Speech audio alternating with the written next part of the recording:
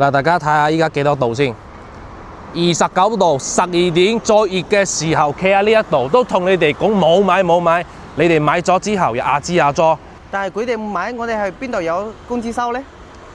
你講得又啱。咁啊，我哋嚟講翻正題啦。近期內咧喺中山嘅東區出現咗一個樓盤延期收樓。呢一個樓盤咧就係號稱擁有翻最靚嘅地段學區，擁有翻最靚嘅一個生態環境，以及翻最新嘅交付系統，係邊個呢？朗詩金鐘湖1號。咁我現時咧就嚟到咗佢正門口嘅位置啦，大家可以睇。咁啊呢啲水警咧同埋呢啲報警咧就全部拆咗。咁啊我認為咧佢係咪走咗佬嚟到現場？不過咧都有銷售喺度嘅，喺地下車庫啫。咁啊呢一個嘅話咧，就佢哋講咧係喺度翻新，喺度做緊我哋嘅一個會所，就業主會所。咁啊聽到我覺得都 OK 嘅，係嘛？起碼真係有做嘢，現場咧都有師傅嘅。咁我哋講翻啦，呢一個樓盤咧原本會喺我哋嘅上一年嘅年底收到樓，但係依家延遲到幾時咧？本身延遲到3月份，後邊咧又延遲到我哋嘅8月份，但係合同上邊咧係簽住9月份收樓嘅。咁啊，至於幾時收樓，會唔會再延期呢？我就講唔定噶啦。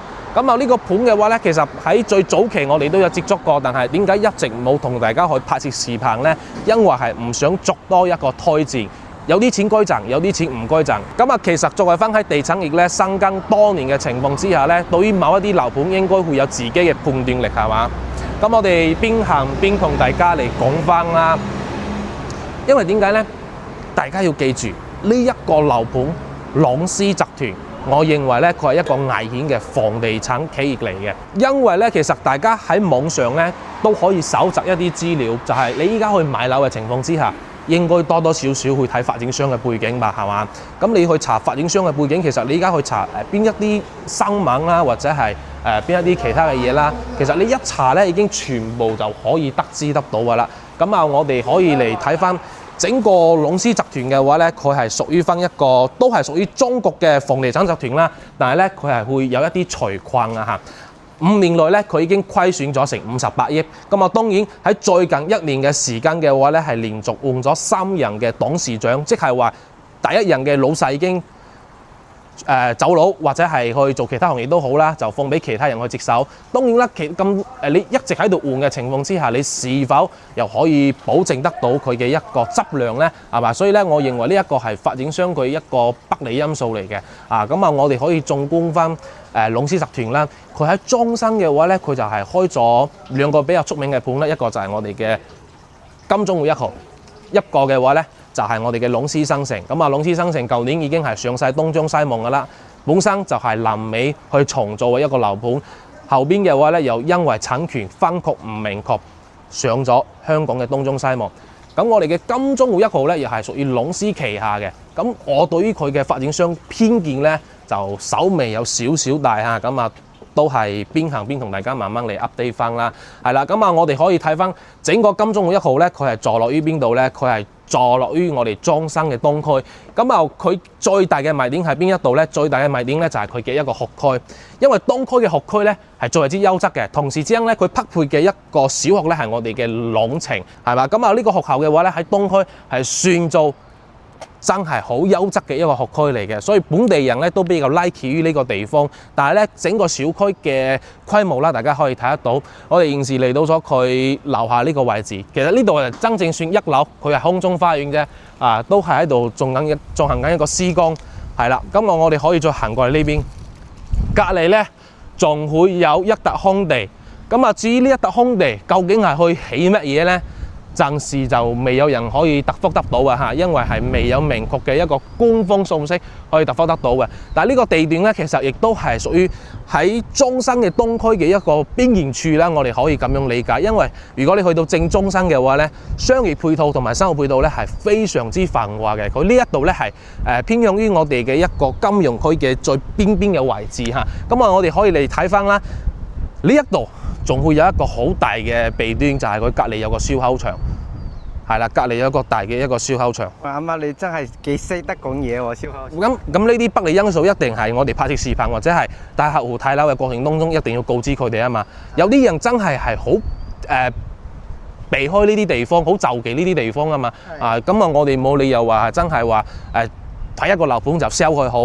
咁一個樓盤佢真係冇劣晒咩？我認為唔一定嘅。你包括你依家去睇到頂級嗰啲豪宅，一定都會有少少佢嘅弊端。當然啦，如果一個樓盤佢嘅一個利大於弊嘅情況之下呢，我覺得又可以考慮。但係佢嘅弊大於利嘅情況之下，你又如何去考慮翻呢？咁啊，現時金鐘湖咧就進行一個劈價啦，最平嘅話咧11000幾一平方米，帶埋豪華嘅精裝修，佢嘅一個交付系統咧可以號稱翻係全中山揾唔到第二個嘅一個新智能交付系統啊，十分之誇張嘅。咁啊，究竟是否真係咁理想呢？今一期嘅影片我會帶大家一一去拆解翻嘅。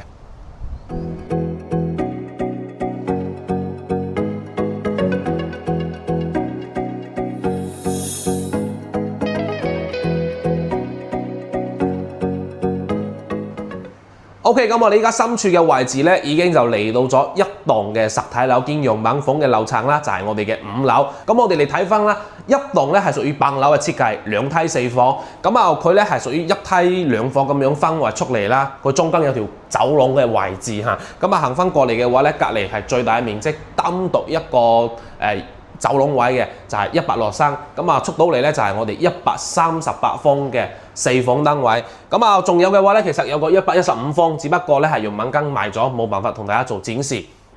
跟住我哋入到門口嘅話咧，我哋見到嘅子母門啊，都係佢哋一個交標，包括咧我哋呢邊有一個玄關位，佢都係做好咗一個鞋櫃交付俾大家㗎嚇。跟住我哋再入到嚟嘅話咧，第一眼見到就係我哋嘅廳，我哋嘅7米達橫廳。係啦，咁啊一步一步慢慢睇啦。咁啊中間呢一度咧係做咗一個中西結合嘅島台啊。咁啊呢一個咧就唔係交付標準嚟嘅嚇。咁啊整個產品嚟講嘅話咧，我嘅睇法嚇，其實都係有利有弊嘅。咁啊，除咗我頭先開頭所講到嘅嗰啲嘢啦，喺戶型嘅產品上邊咧，其實佢未來嘅售後咧，亦都係好多需要自己去處理翻啊嚇。咁我哋先人哋廚房睇下先啦。138方嘅廚房啊，做 U 字型，咁啊話大咧就唔算大嘅，只不過佢出門口呢一個位置咧，有辦法做到我哋嘅西廚，所以咧佢可以自己後期去裝修嘅設計空間更加之多。咁啊，其實佢真正做我哋廚房嘅空間就並不是大嘅啊。咁啊，我哋睇到呢個星盤啦，包括我哋嘅新件套啦，抽煙機、煤氣灶以及翻我哋嘅消毒碗櫃都係交付標準，用嘅係西門子嘅品牌，咁啊確實亦都係唔錯。雙開門嘅雪櫃啦 ，OK， 咁啊我哋最主要嚟睇翻個廳啦，好唔好？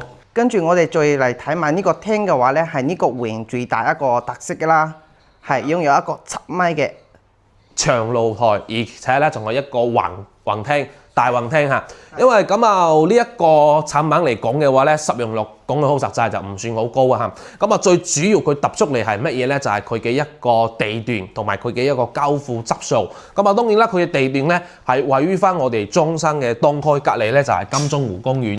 咁啊其實你話一棟呢度嘅景咧，低層就真係冇咩可以睇嘅。咁啊對面呢一啲就好陳舊㗎啦，係嘛？其實呢一啲就真係個景咧就好差嘅。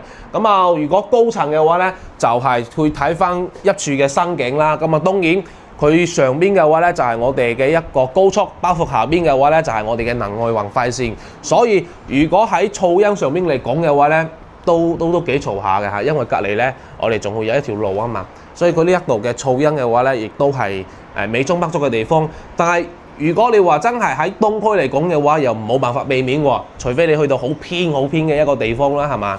係冇錯啊。但係咧呢一度有一個好多人都唔知嘅點，佢隔離咧有個燒烤場。哇！阿媽你都幾識講嘢喎。係燒烤場嚇，我哋咁講得委婉啲啦，係嘛？距離嘅話咧，大致上係唔到1公里。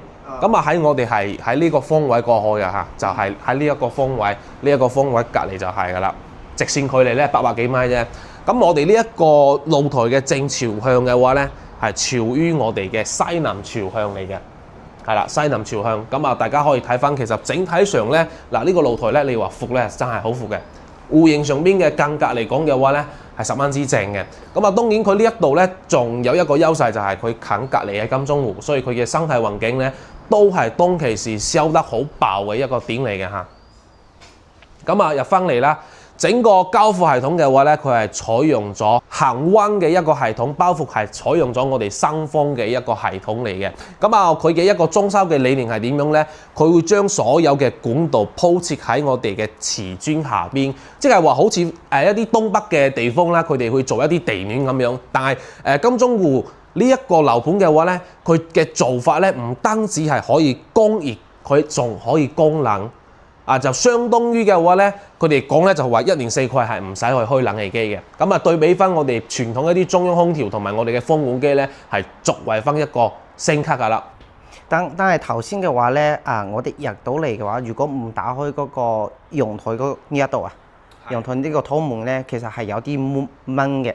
好焗咯，我哋咁樣理解。有啲焗，因為點解咧？其實你喺北方嘅天氣，你做地暖嘅情況下咧，嗰啲天氣係比較凍啊嘛。咁啊，當然你話呢度係可以供冷又可以供熱，但係你要清楚嘅，廣東嘅天氣唔單止夏天嘅時候係熱，但係仲有一個非常之重要就係焗。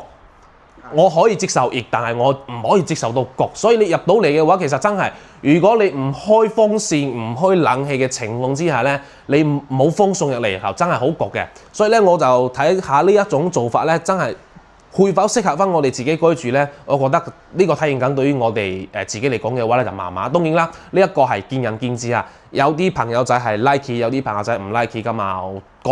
見仁見智啦，呢啲嘢係嘛？係啦，冇錯。跟住我哋再嚟睇埋呢個嘅話咧，就係我哋一個餐廳嗰個位置，因為頭先嗰邊嘅話咧係做咗一個中島台啊嘛，呢邊嘅話咧就做咗我哋一個中餐廳，就係喺呢度。後邊嘅話咧就可以設計一個餐廚嘅一個位置，然之後隔離呢度嘅話咧就一間房，咁啊呢間房咧就拆咗個趟門，然之後咧就做成一個書房，又可以形成一個南北對流。咁啊，我哋有一講一下。真係，如果你唔去裝冷氣，你單靠於呢一個所謂嘅一個恆溫系統嘅話，我覺得係唔夠嘅。因為點解咧？入去到真係覺得係有啲焗。咁啊，另外嘅話咧，仲有一個問題就係後期嘅維護成本會比較高。呢個會同大家講清楚。因為你一旦要去維護，一定要去清洗咧，你要諗下工程係幾大。而且嘅話咧，我哋喺呢一度係1年4季都要開返呢個系統嘅嚇，因為你天氣熱，你要開返一個供冷嘅一個功能。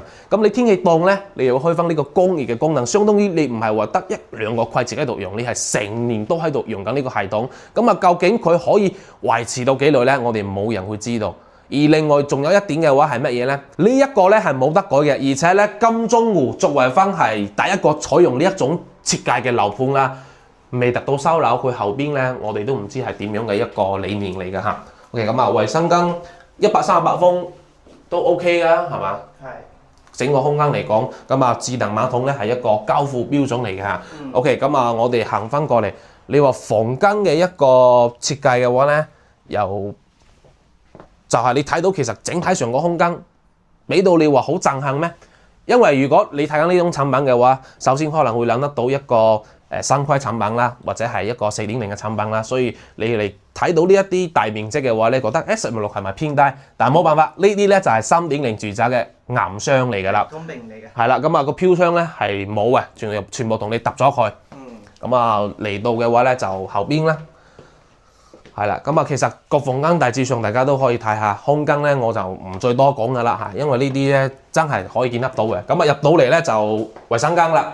就屬於係一個套間嘅設計，套間咧入邊嘅浴室嚇，我覺得就真係好勁嘅，整個空間真係四四方方咧，我覺得係呢一種咧喺空間上邊嘅話咧，可以俾到我哋一個咁好嘅沖涼區域係唔錯嘅。咁啊行翻入嚟就攝咗係2排嘅一個凹位啦，可以去做衣櫃嘅，係啦。咁啊最後咧就嚟到呢個空間啊，大家可以掃個鏡頭。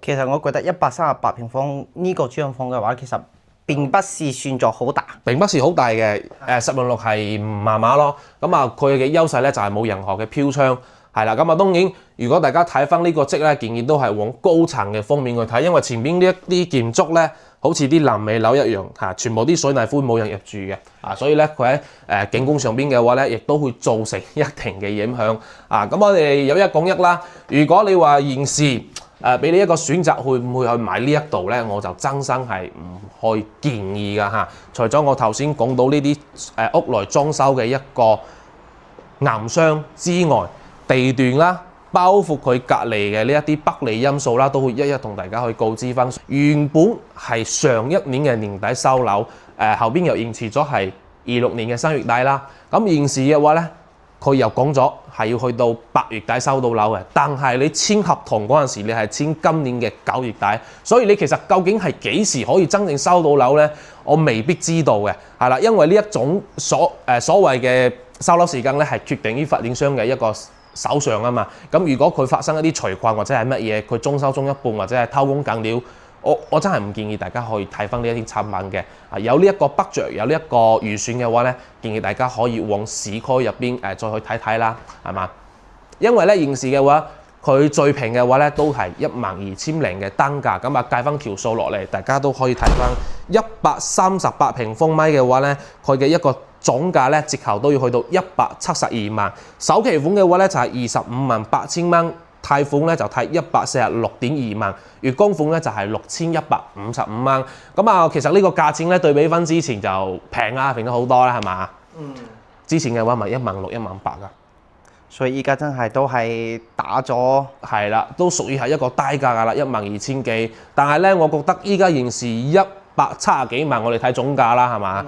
其實喺市區呢一區咧係好多嘅一個選擇嚟嘅。係，如果你包括你想揀一啲景比較靚啲嘅，你包括我哋嘅觀嶺啊，你包括去到華雄景園圈啊，其實都可以揀得到嘅。仲有咧，佢嗰邊都係現樓啊嘛。我覺得咧，現樓呢一個亦都係我哋依家現時睇樓好關鍵嘅一刻，因為點解呢？首先就係我哋要認心多一個問題啦，就係頭先我哋所講到嘅延遲交樓。延遲交樓無非咧就兩個點，一個點咧就係財困嘅問題，第二個點咧就係工期趕唔上，係咪？咁當然，如果遇到一啲財困嘅問題，你是否你咁靚仔、咁新潮、咁獨特嘅一個交付標準，你是否真係可以做到咁完美去交付？我覺得係未一定嘅，係要打一個問號先。係啦，因為你已經係年底，然之後到3月份，然之後再到8月份啦，已經係屬於2次嘅一個延期。我認為嘅話咧，可能後邊喺驗樓嘅過程當中，或者喺執收嘅過程當中嘅話咧，其實未必可以咁理想去交付俾到大家。咁呢一個咧就唔係我喺度吹水，呢一個咧只不過係依靠於我哋個人嘅經驗去睇翻啫，係啦，因為我哋係喺中生珠海咧見慣咗好多一啲樓盤啦，所以咧亦都係喺呢一個視頻嘅方面會同大家一一去告知翻呢啲問題。而另外就係發展商啦，龍獅集團嘅話咧，我開頭都講咗好多啦，係咪？龍獅集團其實佢係以一個綠色嘅建築管理為主嘅，佢嘅老細咧，已經着咗草啊！佢去咗外國，去咗加州嗰一邊。其實大家通過於網上去搜索於呢一個集團嘅話咧，龍獅集團大家都可以搜索得到非常多嘅新聞。佢嘅負面新聞咧係要比我哋正面嘅新聞係多得多嘅。因為點解咧？佢係喺近1年內咧已經係換咗3人嘅董事長㗎啦。咁你都知道啦，新官上任三把火係咪？冚唪唥嗰啲財政嘅問題咧，係非常之亂嘅。20年開始啦，到我哋嘅24年、20、21、23、24，包括我哋嘅25，其實圍翻落嚟條數嘅話咧，係損虧咗成58億幾。所以咧，佢嘅一個財困出現咗問題，佢後邊會點樣，我哋都唔作多一個評論啦。大家就睇喺眼中就得啦嚇。反正今期嘅視頻，大家就圖個樂趣睇下呢一啲產品究竟係點樣嘅。如果大家有興趣，嚟到實地睇咧都好啦，又或者想諮詢翻裝修嘅樓盤，又或者係咩咧，都可以通過於我哋上方嘅 WhatsApp 或者 WeChat QR Code 同阿媽同阿 Leo 進行翻一個諮詢聯繫。現時嘅話咧，如果大家嚟到裝修睇樓，我哋都有提供7座嘅商務車，專車去到香港接翻你哋過嚟呢度實地考察，全程係免費嘅。同時之間嘅話咧，我哋每一個樓盤都係有做翻一個現金回贈，所以大家有興趣嘅話咧，都要聯繫翻我哋。當然啦，通過呢今一期嘅視頻咧，去介紹呢個金鐘戶，可能大家對於呢個金鐘已經冇晒興趣啦。之前買咗嘅業主啦，或者係現時喺度觀望緊中生樓市嘅一各種業主們咧都可以同我哋進行翻一個線上諮詢啦，一齊去交流翻嘅。OK， 咁其實該講嘅大致上都講咗啦。咁目前咧我哋再回歸翻佢呢個品牌朗詩嘅話咧，佢係喺中生咧比較著名就兩個樓盤，一個咧就係朗詩金鐘湖1號啦，咁號稱係高質素交標同埋新系統交標。另外嘅話咧就係我哋嘅朗詩新城，即係喺滕州嗰一邊嘅。咁朗詩新城嘅話咧，其實呢個盤我覺得都好神奇，又係想同大家再吹多一下水，因為點解咧？朗詩新城佢呢個位置嘅話咧係屬於喺滕州工業區最邊嘅位置，但係咧係超有成個樓盤下係超50%，即係有一半人係香港人買咗，我覺得好神奇，就真係總價好平嘅，60-70萬、50-60萬你可以買到一個精裝3房嘅住宅。但係上一年嘅時間，大家有冇睇東張西望咧？朗詩新城又係同呢個發展商嘅關係，上晒東張西望㗎啦，買喺6棟變成房產證出喺4棟，咁究竟個產權點去分配咧，又未知嘅，因為本身呢個樓盤已經係臨尾咗一次㗎啦。後邊咧先係朗詩去接手嘅，咁當然其實依家賣得都係好火，賣得都好爆嘅。同時之間佢嘅佣金比得又好高，所以啲人好樂意去推薦呢一啲產品。但係咧，你見慣咗我哋做 YouTube 啦，我哋係未去拍攝翻呢一啲樓盤嘅，因為點解咧？我認為我哋一旦去拍攝 YouTube 咧，我哋去講嘅每一個樓盤都要以一個睇得到嘅優勢以及劣勢去分析啦。咁特別差嘅產品咧，我哋係唔想去拍嘅。你俾到好多嘅推廣費啦，或者係俾到好多佣金又點樣咧？其實呢一啲產品對於我哋嚟講係真係揼臭咗自己個袋嘅，所以咧呢一啲樓盤我哋都唔會去掂翻佢嘅。